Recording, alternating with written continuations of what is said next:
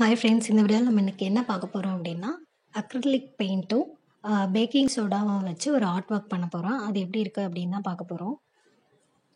நான் அதுக்கு light வயலட்டும் packing சோடாவும் mix பண்ணிக்கிறேன். நல்லா மிக்ஸ் பண்ணிக்கோங்க. அது ஒரு ஒரு பேஸ்ட் கன்சிஸ்டன்சிக்கு வரணும். வேணும்னா இன்னும் கொஞ்சம் கலர் கூட ஆட் பண்ணி அதை நல்லா பேஸ்ட் மாதிரி பண்ணிக்கோங்க. இந்த கலர் தான் நமக்கு நிறைய தேவைப்பட போகுது. அதனால இதில் கொஞ்சம் நிறையாவே பேக்கிங் சோடா போட்டு மிக்ஸ் பண்ணிக்கிறேன்.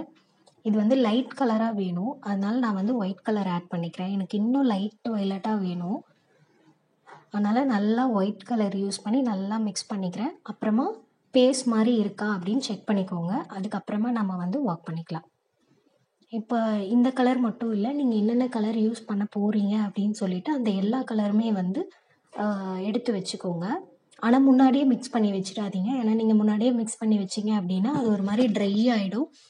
ட்ரை ஆகிடுச்சு அப்படின்னா நம்ம ஒர்க் பண்ண முடியாது. அது பேஸ்ட் கன்சிஸ்டன்சிலே இருந்தால் தான் நம்மளால் ஒர்க் பண்ண முடியும்.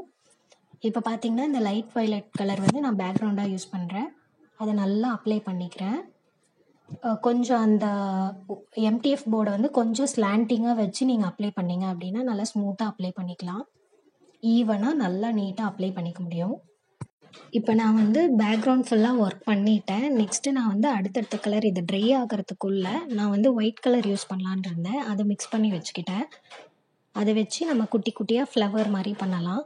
இது என்னென்னா, நம்ம யூஸ் பண்ணுற அந்த நைஃப் இருக்குது இல்லையா, அது நான் பெரிய சைஸ் தான் என்கிட்ட இருக்குது, சின்னது இல்லை. சின்னது இருந்தால் நம்ம ஒர்க் பண்ணுறதுக்கு அந்த ஃப்ளவர் கரெக்டான ஷேப்பில் வரும். நான் முடிஞ்ச அளவுக்கு இதிலேயே ட்ரை பண்ணி பார்த்தேன்.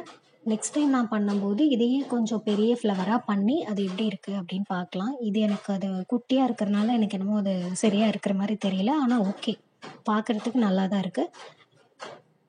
நெக்ஸ்ட் டைம் ஒர்க் பண்ணும்போது நான் கண்டிப்பாக இதை பெரிய சைஸில் இதே ஃப்ளவரை பெரிய சைஸில் பண்ணி பார்க்க போகிறேன். அதுவும் நான் அப்லோட் பண்ணுறேன். இதே மாதிரி ரேண்டமாக அங்கங்கே ஃப்ளவர் ஆட் பண்ணிக்கிறேன். நான் ஒயிட் கலர் அதிகமாக மிக்ஸ் பண்ணி வச்சுட்டேன். நான் பெரிய ஃப்ளவராக பண்ணுற இதில் நான் நிறையா ஒயிட் கலர் மிக்ஸ் பண்ணி வச்சுட்டேன். அது கொஞ்சம் ட்ரை ஆகி வேஸ்ட்டாக போயிடுச்சு. நீங்கள் பண்ணும்போது கொஞ்சம் உங்களுக்கு எந்த அளவு தேவையோ அந்த அளவு மட்டும் மிக்ஸ் பண்ணி வச்சுக்கோங்க. இல்லை அப்படின்னா நீங்கள் 2-3 ஆர்ட் ஒர்க் பண்ணுறீங்க அப்படின்னா அதுக்கேற்ற மாதிரி ஒயிட் கலர் மிக்ஸ் பண்ணி வச்சுக்கிட்டிங்கன்னா அதோட வேறு கலரை ஆட் பண்ணி நீங்கள் இன்னும் 2-3 ஒர்க் கூட பண்ணலாம். இப்போ பார்த்தீங்கன்னா நான் இந்த ஒயிட் கலர் ஃபுல்லாக ஃப்ளவர் பண்ணிட்டேன். அந்த ஒயிட் கலர்லேயே எல்லோ மிக்ஸ் பண்ணி சென்டரில் எல்லோ கொடுக்க போகிறேன். கொடுத்ததுக்கப்புறம் இது நல்லா இருந்தது. நேரில் பார்க்கும்போது இது கலர் சூப்பராக இருந்தது. அந்த பேக்ரவுண்ட் கலர் நல்லா இருந்தது. சர்ஃபேஸ் கொஞ்சம் ரஃப்பாக தான் இருக்கும். ஏன்னா நம்ம பேக்கிங் சோடா ஆட் பண்ணியிருக்கனால இதோட சர்ஃபேஸ்லாம் ரஃப்பாக தான் இருக்கும். எனக்கு இந்த கலர்லாம் ரொம்ப பிடிச்சிருந்தது. ஆனால் என்ன சைஸ் அந்த பூ சின்னதாக போயிடுச்சு. நெக்ஸ்ட் டைம் அதை பெருசாக பூ பண்ணிக்கலான் இருக்கேன்.